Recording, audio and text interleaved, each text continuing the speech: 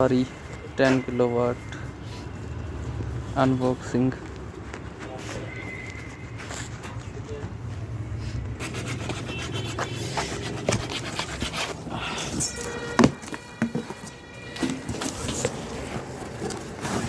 सबके ऊपर अपना user manual, mounting bracket, DC connector, AC connector से हैंगिंग ली वॉल पट्टी।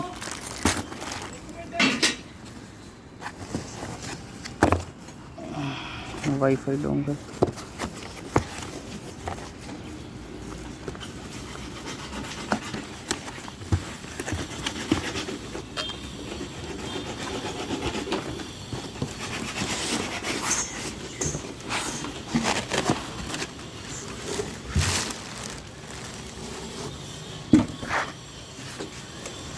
हैंग करके भी दिखाने हैं।